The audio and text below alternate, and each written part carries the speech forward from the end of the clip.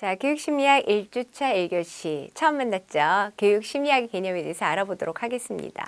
자, 교육심리학이란 무엇일까? 그러니까 교육심리학은 당연히 교육학과 심리학이 접목된 학문이죠. 그래서 따라서 이제 교육심리학을 정의하기에 앞서서 우리가 교육이란 무엇인가? 그 다음에 교육학이란 무엇인가? 그러면 심리학이란 무엇인가? 그렇다면 교육심리학은 무엇인가? 이게 알아보도록 하겠습니다. 자, 그러면 교육에 대한 정의를 한번 살펴보도록 하겠습니다. 여러분, 교육은 뭐라고 생각하세요? 그렇죠? 교육이란 말 처음 듣지 않죠? 교육은 뭐라고 생각하세요? 교육은 이제 식물을 기르는 거에 많이 비유를 하기도 합니다. 식물을 기릅니다. 그래서 어떤 식물 키우세요? 요새는 이제 예전에는 한참 공기저감 식물은 산세베리아가 많이 이렇게 유행하더니만 요새는 뭐 스투키라는 그런 조금 더 산세베리아 비싸더라고요. 이런 식물이 유행을 합니다. 식물도. 근데 이제 그럼 스투키를 집에 키운다. 스투키가 선인장과에 속하니까 물을 적게 주는 거. 맞습니다. 빛을 많이 줘야 되는 거 맞습니다. 그러면은 이게 동일하게 접목이 되느냐? 물을 얼마만큼 줘야 적게 주는 거냐? 한 달에 한 번 줘야 되냐? 두 달에 한 번 줘야 되냐? 꼭 그렇게 정해질 수가 있을까요? 그렇지 않다라는 거예요. 그렇죠? 그럼 이제 교육이랑 또 마찬가지죠. 우리가 교육이란 무엇이냐 보면은 여기서 나온 그대로 교육이란 바람직한 인간 행동의 계획적인 변화를 우리가 교육이라고 얘기하는데, 그럼 인간 행동의 계획적인 변화를 위해서 우리가 어떻게 해야 될 것이냐? 식물을 키우기 위해서 고민을 하는 건 교육은 절대 아니에요. 그러면 동물을 해서 여기 굳이 인간 행동이라 동물에 교육하는 거 맞을까요? 아니기 때문에 이렇게 하는 거예요. 정보모 선생의 정의뿐만 아니라 우리가 교육에서 정의는 이제 인간에게만 해당하는 것이 교육입니다. 그리고 교육은 뭐예요? 바람직성을 이야기하고 있습니다. 가치가 있는 일이죠. 가치가 있다. 이제 안 당할 것 같은데 혹시 당해 보셨어요? 보이스피싱? 저도 보이스피싱 전화가 왔어요. 그게 아니라 누구를 납치했다라는 거 전화가 왔는데 진짜 납치 당한 것 같이 꾸몄어요. 그래갖고 경제적인 손실을 입지는 않았는데 그 사건 위에 제가 그날 몹시 알아놓았었거든요. 그것도 당한 거죠. 근데 이제 요새 이제 보이스피싱들은 어떻게 해요? 뭐 이렇게 고객님 당황하셨어요? 뭐 이렇게 안 하죠. 굉장히 믿음직스러운 신뢰로운 언어를 표준어를 구사해서 홀딱 넘어가게끔 어떻게 해요? 보이스피싱 조직원들을 교육시킨다고 하는데 그게 과연 교육일까? 우리가 그것은 교육이라 보지 않습니다. 교육엔 반드시 가치로운 거야 되는 거죠. 그러면 여기 계획성에 대해서 의도성을 갖고 있어요. 교육은. 의도성을 갖고 하는 것이 교육이다. 그러니까는 비의도적으로 내가 잘못된 행동을 하는 거 타인이 보고 배우는 거, 내가 가르칠 의사가 없는데 배우는 거, 그것은 교육이라 보지 않아요. 제가 지금 표준어를 구사하는데 제가 그랬나 억수로 그랬대 하고 사투리로 아이들을 지도했다. 왜 아이 그걸 습득했다. 그것은 내가 의도적으로 가르치려고 한 것이 아니기 때문에 교육이라 보지 않습니다. 그러면 교육이라는 것은 뭐냐? 교육은 우리 사회화 과정에서 인간이 행동이 있어요. 행동에는 내면적인 내재적 행동이 있고 밖으로 나타날 외재적 행동이 있겠죠. 이런 어떤 특정한 방향으로 변화하도록 계획하고 수정하는 과정이다 그랬어요. 여기서는 반드시 뭐냐? 특정한 방향인데 가치 지향적인 방향으로 변화하도록 하는 것이 무엇이다? 그것이 교육이다. 이렇게 정의를 할 수가 있습니다. 자, 그러면 교육학이라는 건 뭐냐? 교육학이라는 것은 우리가 이제 교육이랑 같은 인간이 사회 과정에서 나타나는 그런 재반 현상, 그 문화라든가 가치관이라든가 규범이라든가 이거 영향을 받게 되겠죠.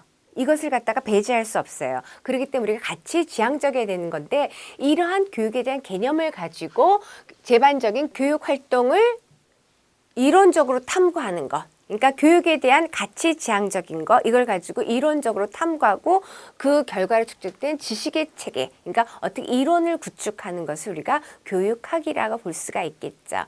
교육학의 범주는 굉장히 다양합니다. 교육 철학, 교육 역사, 교육 사회학, 교육 심리학 있죠. 교육 심리학, 그다음에 교육 행정, 교육 연구, 교육 방법, 교육 통계 굉장히 많은 것으로 구분이 되는 것이 이제 교육학입니다. 그러면은 교육학은 그러한데 그러면은 이제 우리가 뭐예요? 심리학이라는 건 무엇이냐? 심리학. 사람들이 심리학 저는 교육 심리학 전공이에요. 교육학도 전공하고 심리학도 이렇게 겸비했죠. 그러니까 주로 이제 교육학 전공자 중에서 이제 그 학위 전공이 심리학에 더 초점을 두고 있죠. 그래서 심리학, 교육 심리학 전공했다, 심리학 전공했다면 사람들이 굉장히 흥미로워해요. 왜냐하면 우리가 어떠한 마음일까? 마음을 읽을 수 있을까? 이런 관심을 갖는데 심리학이라는 무엇이냐? 인간 행동 특성을 기술하고 설명하고 행동의 방향성을 예측한다는 거예요. 행동의 방향성. 이건 뭐 인간 행동. 그래서 심리학에서 관심 많은 심리학 뭐냐? 우리가 그럼 인간 행동은 어떤 거냐? 인간의 아까는 뭐 교육할 때 내면적 행동, 외연적 행동 이런 게 나타나기 위해서 우리가 흔히 말하는 인간 행동, 인지적인 거, 지, 정서적인 거, 덕. 그 다음에 뭐예요? 심체 운동적인 거. 이런 것들을 모두 이해해서 설명하고 어찌어찌 될 것이라 예측하는 것이 심리학이에요. 그래서 이제 팁을 하나 드리게 되면은 많이 관심 있어 하는 것이 이제 심리 검사, 심리 테스트라고 하죠. 심리 검사라는 표현보다 심리 테스트 한번 해볼까 그랬죠. 너 어떤 색깔 좋아해? 그럼 뭐다. 너 어떤 번호 좋아해? 그럼 뭐다. 이것도 일종의 비표준화된 심리 검사이죠. 그럼 심리 검사를 왜 하느냐? 제가 이제 심리 검사 왜 할까요? 내가 나를 모르는데 넌들 나를 알겠느냐. 심리검사 왜 하냐면요. 나를 이해시키는 거야. 내가 나의 흥미, 나의 특성 그런 걸 잘 모른다는 거예요. 그래서 심리검사를 통해서 그럼 무엇을 해야 돼요? 어찌어찌 될 것이라 예측하는 것. 그것이 심리검사의 중요한 기능 중에 하나입니다. 그래서 심리학이라는 것은 인간 행동의 특성을 기술하는 거예요. 기술한다라는 건 뭐냐? 이게 가치 있든 가치 없든. 그렇죠? 그래서 여기서 먼저 얘기하면 가치 중립적인 학문이 심리학이에요. 그러니까는 근본적으로 인간 행동 그리고 정신 과정 그래서 보편적 법칙이 어떻게 나오냐 이것을 연구하고 이해하는 것 자체에 목적을 둔 것이 심리학이라고 볼 수가 있습니다. 그러면 우리가 짜잔 하고 이제 뭐예요? 교육 심리학이란 무엇이냐? 교육 심리학이 뭐예요? 교육학. 그쵸? 가치 지향적이고 가치 중립적인 거. 그러니까는 우리가 윤리적인 면에서는 우리가 이제 교육학을 지향하고 그다음에 방법론적인 부에서 심리학을 해서 교육 현장에서 나타나는 문제를 잘 해결하기 위해서 간단히 어떻게 하면 잘 가르칠 것인가 여기에 관심을 두고 하는 것이보다 그것이 교육 심리학이라고 볼 수 있겠습니다. 그러니까는 교육 심리학이란 그 무엇보다도 뭐냐면 교육 과정에 대한 이해 그래서 그것을 토대로 해서 교육과정에서 어떤 교수학습의 질을 높여서 학생의 성취도를 높이는 것이 우선적인 목적이 되겠죠. 그러니까 다시 말하면 교육적 장면에서 나타나는 학습, 공부하는 거, 교수하는 활동, 그리고 이제 기타 이제 아까 제가 그 얘기했잖아요. 식물 기육에서, 스투킬 기육에서 둘러싼 제반 환경이 있어요. 그러니까 교육 현장에서 이 제반 교육적 개입을 둘러싼 상호작용 이걸 통해서 어떻게 문제 해결할 것이냐 이런 거에 대한 것을 이제 심리학적인 방법을 응용해서 이제 활용하는 것이 교육 심리학이라고 볼 수가 있습니다. 다시 한번 정리를 하게 되면 교육 현장에서 나타난 문제를 해결하기 위해서 심리학적 지식 원리를 응용하는 것 혹은 심리학적 연구 방법을 적용해서 교육에 있는 고유한 문제, 예를 들면 창의성을 신장하거나 아니면 동기를 증진시키는 문제, 그것을 해결하는 학문, 그것이 뭐다? 교육 심리학이에요. 그래서 이것도 교육이 들어가기 때문에 가치 지향적인 것을 분류하는 것이 교육 심리학이라고 할 수 있습니다. 그럼 우리가 교육 심리학 굉장히 상당한 영역들이 있어요. 교육 심리학에서 우리가 교육학에서는 교육 역사, 교육 연구, 교육 사회학, 교육 철학, 뭐 교육 심리학 이런 영역이 있다라고 하는데 그러면은 교육 심리학에서는 우리가 도대체 무엇을 다룰 것이냐 여러분들이 한 학기 동안 무엇을 공부할 것이냐 이런 것들이죠. 인간의 성장과 발달은 어떻게 일어났냐 그렇죠? 그 다음에 이제 학습이란 무엇이냐 학습은 어떻게 일어나냐 학습이 일어날 거예요. 과연 그러면은 학습이 잘 일어나게 되는 으쌰으쌰 학습 동기는 무엇이냐 그 다음에 또 중요한 거 있죠. 어떻게 하면 잘 가르치는 교수 방법. 그 다음에 그것뿐만 아니라 생활지도. 우리가 학습이라는 것을 잘못하면은 지식을 습득해서 시험 잘 보는 거. 이것만을 얘기하는 것이 아니라 전반적인 거죠. 전반적인 거. 포괄적으로 의미하는 거예요. 그래서 생활지도. 그 다음에 상담. 이것도 교육심리학에 다루는 내용입니다. 또한 앞서서 우리가 심리검사 잠깐 얘기를 했었잖아요. 심리 테스트라는 말이 더 익숙한 거 심리검사. 그래서 보면은 우리가 심리 측정 그래서 인간에 대한 평가를 하는 이러한 이야기들을 다루는 것이 무엇이다? 교육심리학이라고 볼 수가 있습니다. 자, 그러면 이제 교육 심리학의 역사에 대해서 살펴볼 거예요. 역사에 대해서. 이제 교육 심리학의 역사에 대해서는 쭉 살펴볼 건데요. 뭐 이것이 사실은 그닥 중요한 건 아니에요. 그닥 중요한 건 아니지만 이런 흐름으로 있었구나.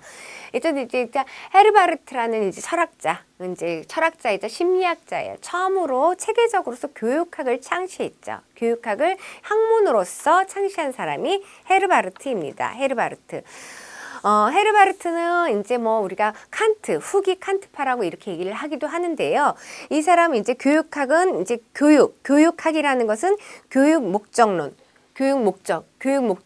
교육 방법론으로 교육학을 구별하고 있습니다. 그러니까 교육 목적은 어떻게 해요? 윤리학의 교육 방법론은 심리학에 기초한다고 주장하는 것이 헤르바르트입니다.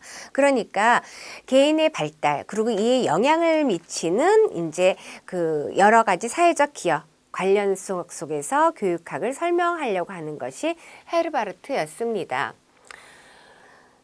자, 그다음에 분트 의사이자 생리학자, 심리학의 아버지라는 그 분트는 이제 독일 라이프리치 대학의 실험실 설치해서 심리학 그리고 실험 심리학을 연구한 학자가 분트입니다.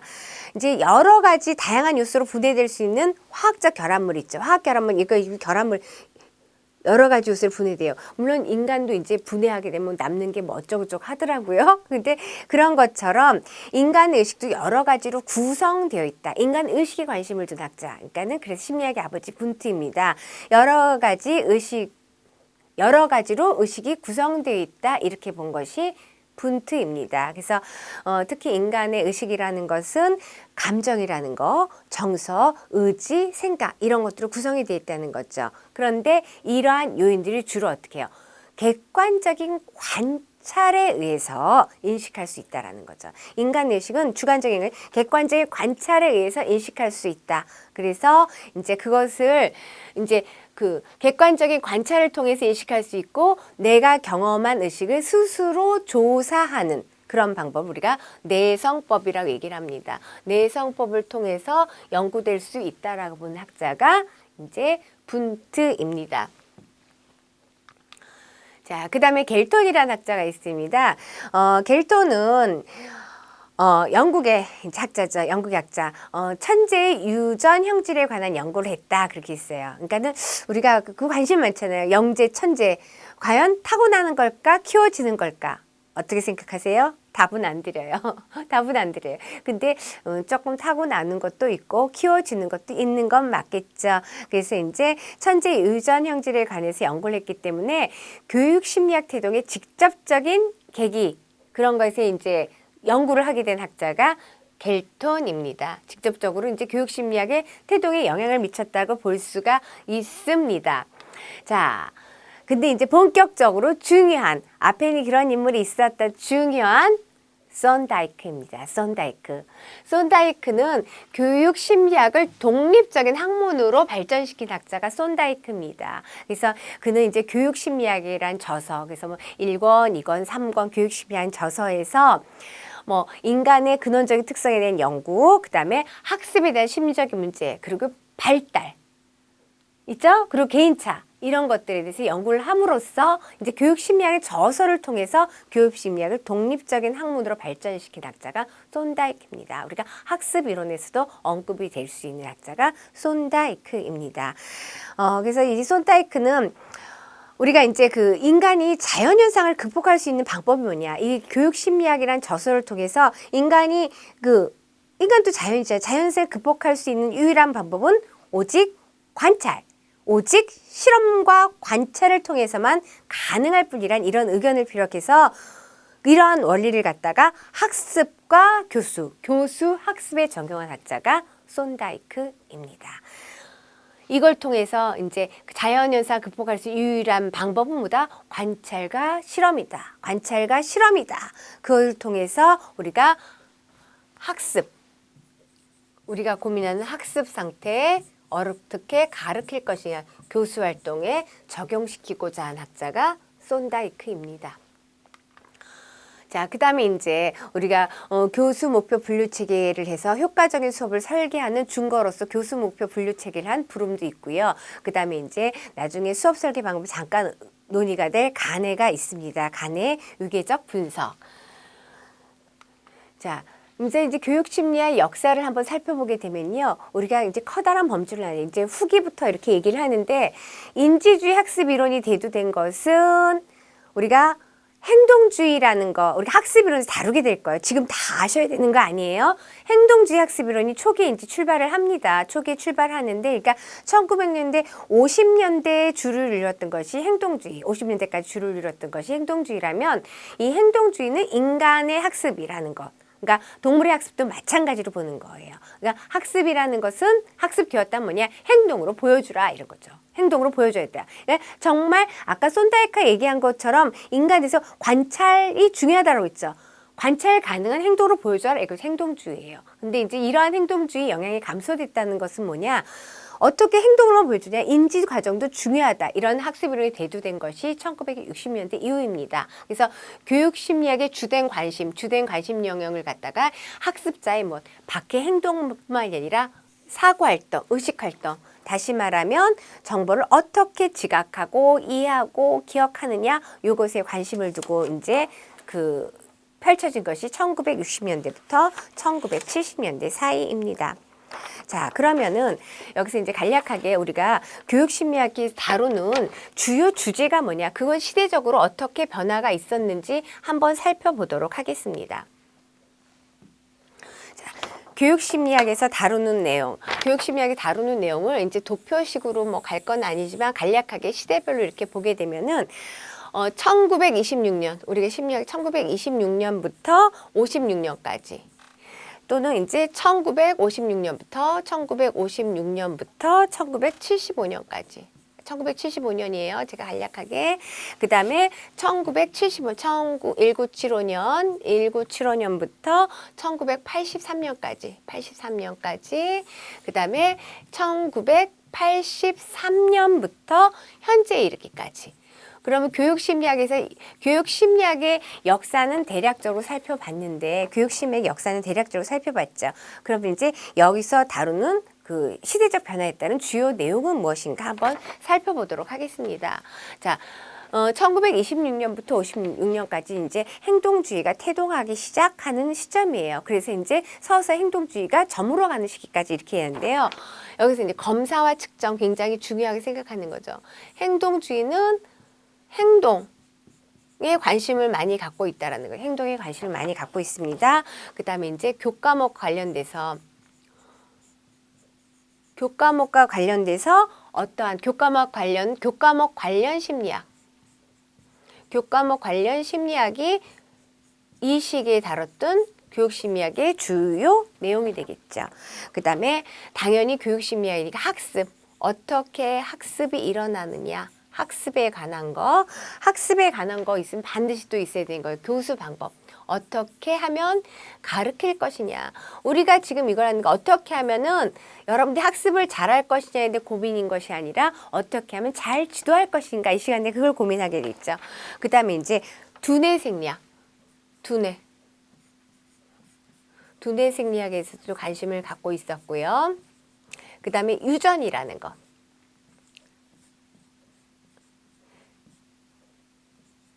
유전이라는 게 너무 흘림치죠. 유전이라는 걸 주로 관심을 갖고 있습니다. 자, 그 다음에 이제 여기서 본격적으로 이제 행동주의 나왔던 행동주의적 학습에 관해서 관심이 있었고요. 그 다음에 역시 검사와 측정.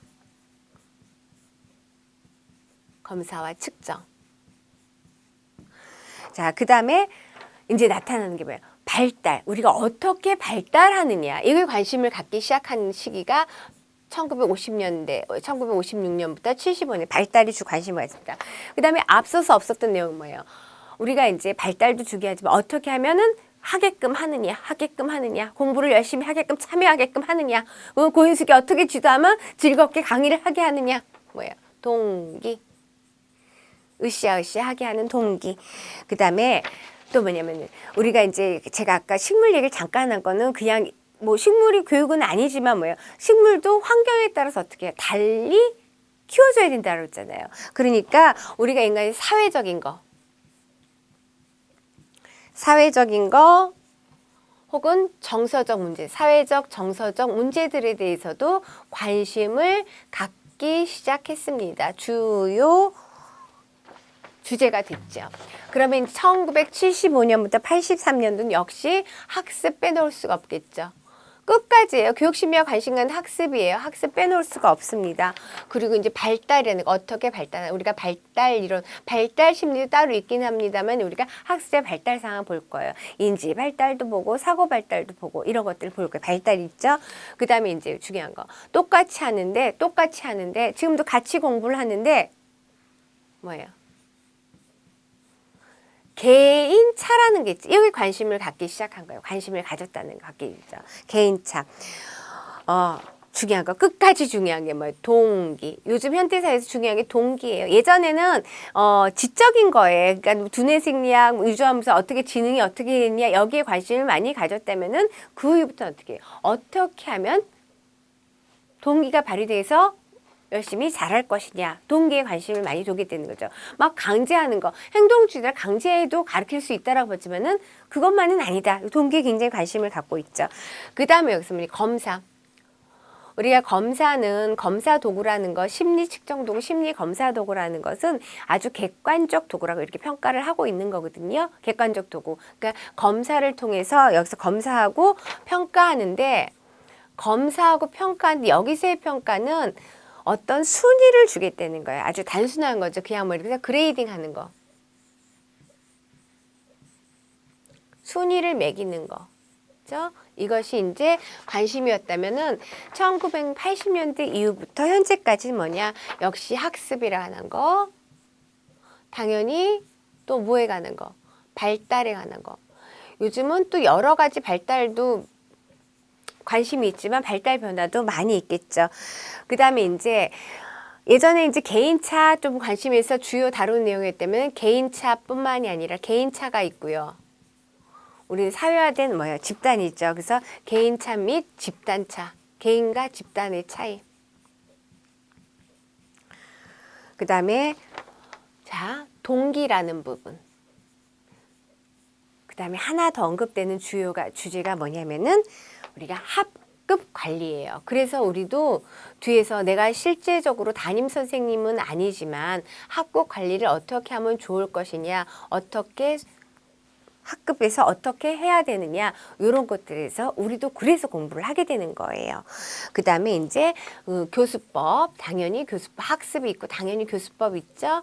그 다음에 이제 좀 차이 나는 게 뭐냐면은 당연히 검사, 끊임없는 검사 도구 많이 해요. 검사해요. 그 검사하고 평가를 하게 되는데 평가를 하게 되는 게 아니라 평가에 대해서 관심을 갖는데 여기서의 평가는 그래 단순히 어떤 순위이다. 그레이딩이라고 해서 1등, 2등, 3등 이게 아니라 어떤 수준이다. 이렇게 보는 거라면 여기는 총체적인 어세스먼트 우리가 평가라는 말보다 어세스먼트를 번역하면 사정이랑 이제 전체로 조사해서 정하는 것 이런 걸 이야기하는 건데 이렇게 쭉 보면은 흘림체 글씨가 조금 갈수록 좀 나아졌나요? 우리가 20년대부터 60년까지 그러니까 일반적으로 교육심리학이 들어오면서 누구로부터 교육심리학이 본격적으로 태동됐다고 그랬어요. 손다이크, 그쵸? 손다이크 교육심리학의 저서를 통해서 인간의 근원적 특성에 대해서 연구를 했다라고 그랬죠. 그래서 이제 그 학자로부터, 그러니까 손다이크가 이제 콜롬비아 대학의 이제 사범대학 교수, 교육심리학과, 교육학 교수로 부임한 이후 교육심리학에 대해서 이제 강의를 막 했어요. 그래서 이제 학교 문제에 관한 거, 심리학과 측정, 평가 이런 과목을 창설하기도 하는 학자고 손다이크에 활동하는 시기가 언제 1920년대 이후 되거든요. 그래서 그런 관심을 가졌다면 점차적으로 이제 어떻게 해요? 지적인 거 여기서부터 어떻게 동기적인 측면 그 다음에 어떻게 해요? 이걸 갖다가 이제 단순한 평가에서뿐만 아니라 총체적으로 이제 그 평가하는 과정으로 이제 이루어지고 있는 것이 교육심리학에서 다루는 내용의 시대적 변화라고 볼 수가 있습니다. 간략하게 이제 두 표식으로 얘기를 했습니다. 자, 그러면은 우리가 이제 또 하나 다뤄야 될 내용들이 있게 되겠죠. 교육심리학의 개념에 대해서 교육학이란 무엇이냐? 간단하게. 그렇죠? 심리학이란 무엇이냐? 더 간단하게 교육 심리학은 무엇을 하는 것이냐? 교육 심리학은 뭐예요? 잘 가르치고 잘 이끌어주기 위해서 어떻게 해야 될 것인가? 그래서 이러한 것들을 고민해서 다루는 것이 무엇이다? 교육 심리학이다. 이렇게 볼 수가 있습니다. 자, 그래서 이제 우리가 또 살펴봐야 될 건 뭐냐? 교육심리학 역사에 대해서 이제 간략하게 살펴봤죠. 그러면 이제 교육심리학의 과제는 무엇이냐? 그럼 교육심리학이 앞으로 추구해야 될 것이 뭐냐? 요 전번에 요 앞 페이지에서 얘기한 건 뭐예요? 우리가 현재까지는 학습이라든가 발달, 뭐 개인차, 집단차, 혹은 동기 및 학급 관리까지, 그 다음에 교수법, 평가 이런 것들을 다뤘죠.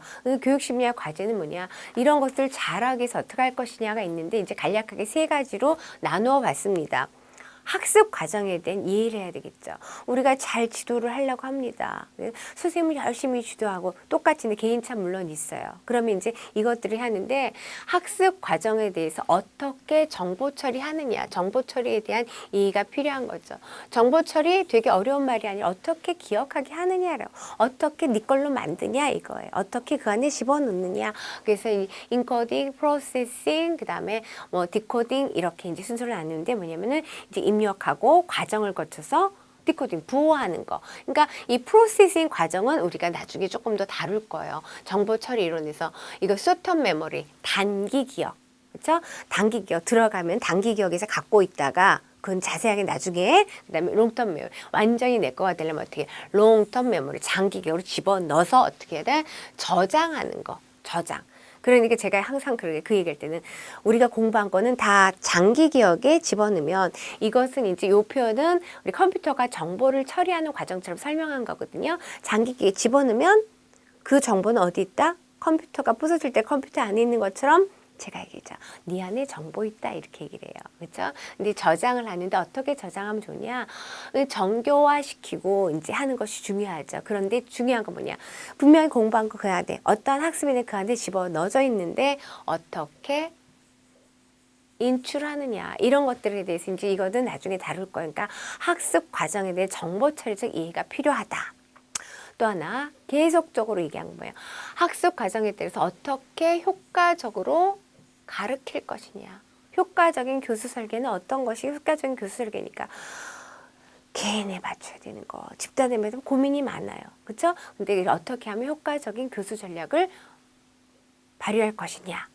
그 다음에 또 하나 뭐냐면 계속 제가 중요하다 한 게 이 모티베이션.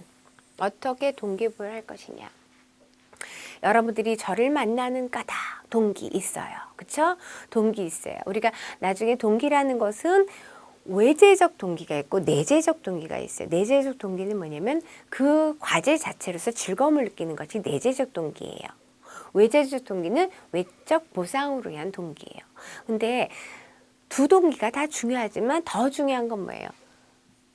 내재적 동기가, 내적 동기가 더 중요하겠죠. 내가 그 과정을 하면서 굉장히 즐거움을 좋아요. 근데 공부하는 게 재밌으세요?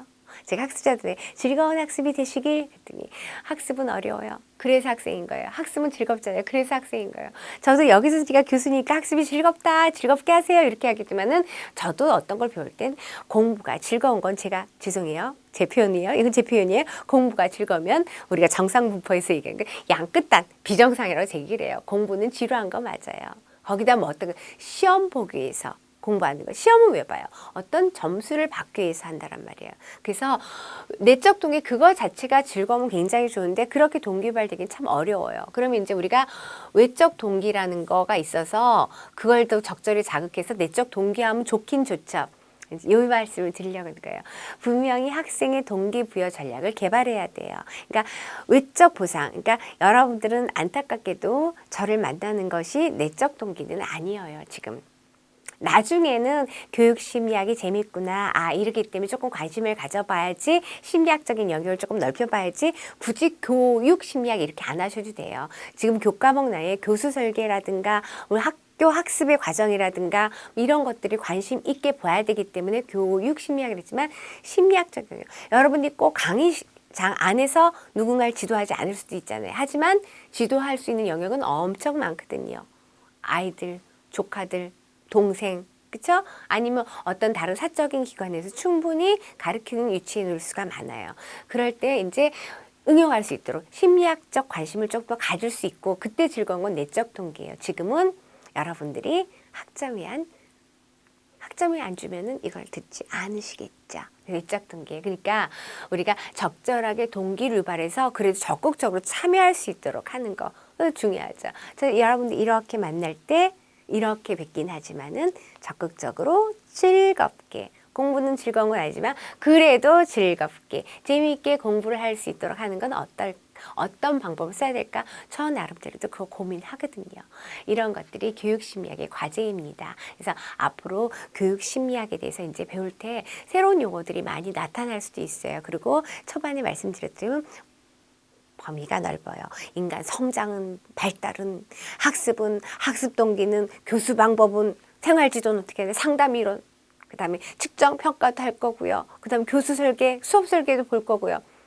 아까 잠깐 언급 간의 얘기도 할 거고요. 그래서 굉장히 포괄적으로 깁니다만 그래도 저랑 한 학기 즐겁게 공부하시기 바라면서 이제 이번 시간은 교육심리학의 개념이에요. 교육심리학 개념이지만 다음에 본격적으로 교육심리학에 좀 더 깊이 파고 들어보도록 하겠습니다. 고맙습니다.